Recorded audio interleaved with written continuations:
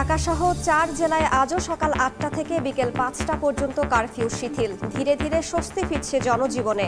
রাজধানীতে বেড়েছে যানবাহন ও মানুষের চলাচল। শুল্কহার দ্বিগুণ করেও স্বর্ণের বার আনা থামছে না। এক বছরে শুধু শাহ আমানত বিমানবন্দরেই বৈধ 27,500 পিস। বাড়তি লাভের আশায় ডলার পাঠাচ্ছেন না অনেক প্রবাসী।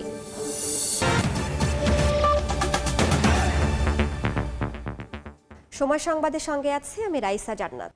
কোটা আন্দোলন ঘিরে নজিরবিহীন নাশকতার মামলায় গ্রেফতার আতঙ্কে নেতাকর্মীরা ঘরছাড়া বলে দাবি বিএনপি নেতাদের। দলের আইনজীবী নেতারা বলছেন, সরকারের ব্যর্থতা ঢাকতে সহিংসতার দায় চাপানো হচ্ছে বিএনপির ওপর। রাষ্ট্রপক্ষের আইনজীবীরা বলছেন, সহিংসতায় উস্কানি ও ইন্ধনের সুনির্দিষ্ট অভিযোগেই গ্রেফতার করা হচ্ছে।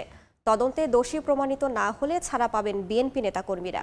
ফখরুল ইসলাম আলমগীর ছাড়া দলটির স্থায়ী কমিটির কোনো সদস্যকেই এই কদিন প্রকাশ্যে দেখা যায়নি। এরই মধ্যে দলের 1 ডজনেরও বেশি নেতা গ্রেফতার হয়েছেন। তাদের কেউ রিমান্ডে রয়েছেন, নয়তো কারাগারে। দলটির হিসেবে সারা দেশে গ্রেফতারের সংখ্যা প্রায় 3000। 11 দিন ধরে তালাবদ্ধ বিএনপির কেন্দ্রীয় কার্যালয়। নেতাকর্মীদের আনাগোনাও নেই নয়াপল্টনে। 28 অক্টোবরের পর কোটা আন্দোলন নিয়ে চাপে বিএনপি। দলটির আইনজীবী নেতারা বলছেন, ব্যর্থতা ঢাকতে কোটা সংস্কার আন্দোলনে সহিংসতার দায় চাপানো হচ্ছে বিএনপির ওপর। রাষ্ট্রীয় বাহিনীকে ব্যবহার করে ব্লক রেড দিয়ে করা হচ্ছে ঢালাও গ্রেফতার। সরকার নিজেও জানে যে বিএনপি কোনো সিদ্ধান্ত ছিল না, বিএনপির নেতাকর্মীরা কোনো ধ্বংসাত্মক কার্যক্রম ছিল না, নেতারা কোনো নির্দেশনা ছিল না। বিএনপি শুধু নৈতিকভাবে সাপোর্ট দিয়েছে আন্দোলনকারীদেরকে।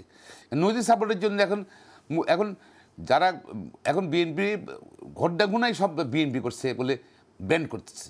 তাই মনে করি সরকার সব কুটকৌশল না করে উচিত পরিস্থিতিকে নিয়ন্ত্রণ করা এবং সত্য ঘটনাটাই বলা। এবং যারা এই নির্দ্বিধায় পাইকারি অ্যারেস্ট করছেন, হোলসেল অ্যারেস্ট করছেন, ওদেরকে ছেড়ে দেওয়ার ব্যবস্থা গ্রহণ করেন। বিএনপির এমন অভিযোগ মানতে নারাজ ঢাকা মহানগর পাবলিক প্রসিকিউটর আব্দুল্লাহ আবু। তার দাবি, সহিংসতায় উস্কানি এবং ইন্ধনের সুনির্দিষ্ট তথ্য প্রমাণের ভিত্তিতেই গ্রেফতার করা হচ্ছে বিএনপির নেতাকর্মীদের। বিএনপি সম্পৃক্ত যারা বিএনপি দল করে, শিবির করে, জামাত করে, তারা এই কাজগুলি করেছে। তাদের নেতৃবৃন্দের ইন্ধনে এবং তাদের নির্দেশে তাদের কর্মীরা এবং ভাড়াটিয়া যারা আছে এই সন্ত্রাসী, তাদের দিয়ে এই কর্মকাণ্ডগুলি করেছে। অতএব এখান থেকে তারা কোনো পাওয়ার কোনো উপায় নেই, কারণ এনে ভিডিও ফুটেজ আছে এবং কারা নির্দেশনা দিয়েছে সবই আছে। শুধু বিএনপি নেতাকর্মী নয়, সাধারণ কোনো মানুষকেও হয়রানি করা হচ্ছে না বলেও জানান রাষ্ট্রপক্ষের আইনজীবীরা। আফজাল হোসেন, সময় সংবাদ, ঢাকা। ঢাকা সহ 4 জেলায় আজও সকাল 8টা থেকে বিকেল 5টা পর্যন্ত কারফিউ শিথিল করা হয়েছে। এতে ধীরে ধীরে স্বস্তি ফিরছে জনজীবনে। রাজধানীতে বেড়েছে যানবাহন ও মানুষের চলাচল। তবে পরিস্থিতি পুরোপুরি স্বাভাবিক হলে কারফিউ দ্রুতই তুলে নেওয়ার আভাস রয়েছে সরকারের।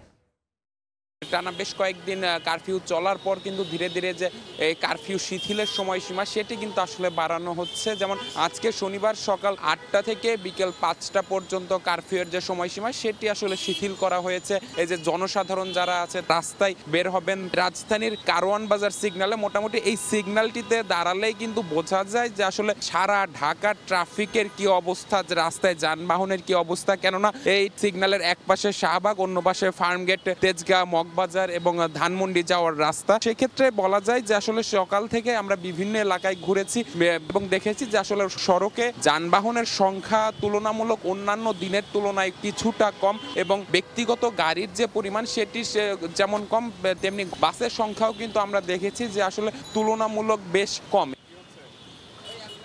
স্বরাষ্ট্রমন্ত্রীও কিন্তু ইঙ্গিত দিয়েছেন যে আসলে আজকে শনিবারেই কিন্তু আসলে নতুন একটি ঘোষণা আসতে পারে যে কারফিউয়ের বিষয়। তো সবকিছু মিলিয়ে যদি বলা যায় যে সকাল থেকে কিন্তু রাজধানীর রাস্তায় যানবাহনের সংখ্যা অনেকটাই কম, সেই সাথে কিন্তু এই যে জনগণের যে জীবনযাত্রা সেটিও কিন্তু তারা আসলে কারফিউ শিথিলের সময়সীমার সঙ্গে কিন্তু তারা বেশ মিলিয়ে নিয়েছেন। নিবিড় সাহা, সময় সংবাদ, ঢাকা। শুল্কহার দ্বিগুণ করেও মধ্যপ্রাচ্য থেকে রেমিটেন্সের পরিবর্তে স্বর্ণের বার আনা বন্ধ করা যাচ্ছে না। 2023-24 অর্থ বছরে শুধুমাত্র চট্টগ্রাম শাহ আমানত বিমানবন্দরেই 3,300 কোটি টাকা মূল্যের 3.5 মেট্রিক টন ওজনের 27,546 পিস স্বর্ণের বার বৈধ করা হয়েছে। বাড়তি লাভের আশায় রেমিটেন্সের ডলার না পাঠিয়ে বার নিয়ে আসছেন প্রবাসীরা। শাখাউত টুপুর ক্যামেরায় বিস্তারিত জানাচ্ছেন কমল দে। চট্টগ্রাম কাস্টম হাউজের সবশেষ তথ্য অনুযায়ী 2023-24 অর্থ বছরে চট্টগ্রাম শাহ আমানত বিমানবন্দর দিয়ে দেশে আসা মধ্যপ্রাচ্য প্রবাসীরা শুল্ক পরিশোধের মাধ্যমে 27,546 পিস স্বর্ণের বার বৈধ করেছেন। এই স্বর্ণের বারের বাজার মূল্য প্রায় 3,305 কোটি টাকা। 3.5 মেট্রিক টন ওজনের এই বারের মাধ্যমে শুল্ক আদায় হয়েছে মাত্র 108 কোটি টাকা। আগের বছর প্রায় 17,200 পিসের মতো এসেছিল, সেই ক্ষেত্রে এইবার মানে পরিমাণটা অনেক কম। এট দ্য সেম টাইম ট্যাক্সটা অলমোস্ট ডাবল করা হয়। 2022-23 অর্থ বছরে ব্যাগেজ রুলে প্রায় 54 কেজি স্বর্ণ অলংকার বৈধ হলো। 2023-24 অর্থ বছরে তা কমে 27.5 কেজিতে এসে দাঁড়িয়েছে। অপরদিকে 2022-23 অর্থ বছরে মাত্র 2 কেজি স্বর্ণ অলংকার আটক হলো। পরের বছর তা বেড়ে প্রায় 34 কেজি হয়েছে। এছাড়া সদ্য বিদেয়ী অর্থ বছরে 27.5 কেজি ওজনের 235 পিস অবৈধ স্বর্ণের বারের বিপরীতে কাস্টম শুল্ক পেয়েছে 1,77 লাখ টাকা। তৎপরতা এত বৃদ্ধি পেয়েছে, অবৈধভাবে গোল্ড আনার ব্যাপারটা তারা এখন অনেকভাবেই মাথা থেকে ছেড়ে দিচ্ছে। কাস্টম আইনের ব্যাগেজ রুল অনুযায়ী একজন প্রবাসী 40,200 টাকা শুল্ক পরিশোধের মাধ্যমে 1 পিস স্বর্ণের বার আনতে পারেন। শুল্ক হার বাড়ানো হলো বাড়তি লাভের আশায় প্রবাসীরা স্বর্ণের বার নিয়ে রেমিটেন্সের পরিমাণ কমছে বলে অভিযোগ রয়েছে। তারা গোল্ড নিয়ে আসেন, সে টাকাটা যদি গোল্ড না এনে তারা ব্যাংকের মাধ্যমে রেমিটেন্সটা প্রেরণ করতেন, তাহলে রেমিটেন্সের পরিমাণটা আরও বৃদ্ধি পেত। দেশের বাজারে বর্তমানে প্রতি ভরি স্বর্ণ অলংকার 1,18,000 টাকা দরে বিক্রি হচ্ছে। স্বর্ণের বার প্রতিবেশী দেশ ভারতে পাচার হয়ে যাচ্ছে এমন অভিযোগ দীর্ঘদিনের। তাই স্বর্ণ ব্যবসায়ীদের দাবি সীমান্তেই মনিটরিং করতে হবে এই স্বর্ণ পাচার রোধ করার জন্য। কমল দে, সময় সংবাদ, চট্টগ্রাম। দেশের চলমান পরিস্থিতিতে চরম সংকটে রংপুরের অন্তত 50,000 ক্ষুদ্র ও মাঝারি উদ্যোক্তা। উৎপাদন ও সরবরাহ চেইন স্বাভাবিক রাখতে দ্রুত ব্যবস্থা নেওয়ার দাবি শিল্প মালিকদের। রংপুর নগরীর স্ট্রিট ফুড মার্কেটটিতে দোকান রয়েছে 17 জন উদ্যোক্তার, যাদের সবাই নারী। কারফিউর কারণে 1 সপ্তাহ ধরে বন্ধ রয়েছে মার্কেটটি।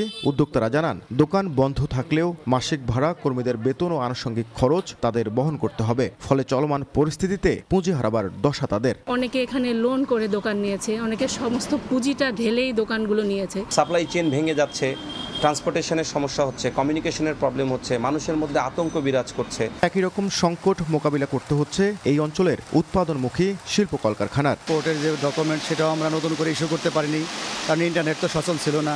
তাছাড়া পরিবহন বন্ধ থাকার কারণে আমরা নতুন করে কোনো মালামাল আমরা পোর্টেও দিতে পারি নাই। শিল্প মালিকরা বলছেন, কারফিউ ও ইন্টারনেট সংযোগ না থাকায় সময় মতো পণ্য সরবরাহ করতে না পারায় এরই মধ্যে বিভিন্ন দেশের 35 থেকে 40% অর্ডার বাতিল হয়েছে। এরকম নির্দিষ্ট টাইম বেঁধে দিলে ব্যবসায়ীরা কখনোই ব্যবসা করতে পারবে না, কারণ ব্যাংকের সময়সীমাটাও কম, এর মধ্যে আবার নেট ভালো থাকছে না।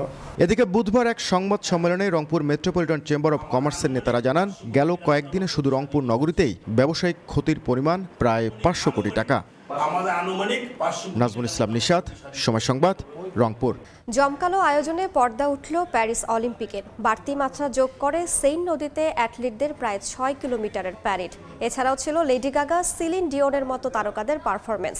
ফ্রান্সের প্যারিস থেকে আরও জানাচ্ছেন এস এম ইকবাল। অলিম্পিক ইতিহাসের সবচেয়ে বড় ওপেনিং। মশার হাতে স্টেডিয়ামে এসে শূন্য মাঠ দেখে অ্যাথলিটের চক্ষু চড়ক গাছ। প্যারিস অলিম্পিক উদ্বোধনের শুরুর চিত্রনাট্য ছিল ঠিক এমনই, যা দেখে হতাশা জন্ম নেবার আগেই ঘটনার মোড় ঘুরে যায় পুরো 360 ডিগ্রিতে। প্রখ্যাত ফরাসি আর্টিস্টিক ডিরেক্টর থমাস চলি 4 ঘন্টার প্রোগ্রামে যে মুনশিয়ানা দেখিয়েছেন তা সত্যিই স্মৃতিপটে রয়ে যাবে বহুকাল। এবারই প্রথম অলিম্পিক উদ্বোধন প্রথার বাইরে গিয়ে স্টেডিয়ামের বাইরে উন্মুক্ত স্থানে, যার জন্য কত আলোচনা, সমালোচনা আর হুমকি ধমকি। মুখে ঠাসা এই উদ্বোধনে প্রথম ধাক্কা দিয়ে যাবে জিনেদিন জিদানের উপস্থিতি। প্রায় 6 কিলোমিটার প্যারেডের শুরু গ্রিসের অ্যাথলিটদের দিয়ে, যার সমাপ্তি টানে স্বাগতিক ফ্রান্স। মাঝে 206 দেশের প্রায় 7,500 অ্যাথলিট গেয়ে গেলেন ভ্রাতৃত্বের জয়গান। আইফেল টাওয়ার রং বদল করেছে ক্ষণে ক্ষণে, নীল, হলুদ, সোনালী এক অঙ্গের যে কত রূপ। অনুষ্ঠান প্রাণবন্ত করে রাখে 3000 সংস্কৃতি কর্মী। মাঝে লেডি গাগা আর সিলেন ডিওনের পারফরমেন্স মুগ্ধতা ছড়িয়েছে পরতে পরতে। চাঁদের কলঙ্ক থাকলেও যেমন তার সৌন্দর্য উপভোগে কেউ কার্পণ্য করে না, একইভাবে বেরসিক বৃষ্টিতে অনুষ্ঠানের সৌন্দর্যে খানিক ভাটা পড়লেও এটাকে খুব বড় করে দেখার প্রয়োজন নেই, বরং স্মৃতিপটে অমলিন হয়ে রবে শতবর্ষ পর নিজ ঘরে অলিম্পিক ফেরানোর মঞ্চ কতটা বর্ণিল করে সাজিয়েছিল ফরাসিরা। এস এম ইকবাল, সময় সংবাদ, প্যারিস। এ পর্যায়ে শীর্ষ সংবাদগুলো জানিয়ে দিচ্ছি আরেকবার। ঢাকা সহ 4 জেলায় আজও সকাল 8টা থেকে বিকেল 5টা পর্যন্ত কারফিউ শিথিল। ধীরে ধীরে স্বস্তি ফিরছে জনজীবনে। রাজধানীতে বেড়েছে যানবাহন ও মানুষের চলাচল। এই ছিল সময় সংবাদে। এ সময়ের বাণিজ্যের সঙ্গে থাকবেন সহকর্মী জাফর সাদিক। ধন্যবাদ। এ সময় বাণিজ্য নিয়ে ফিরছি কিছুক্ষণ পর, সঙ্গে থাকুন সময়।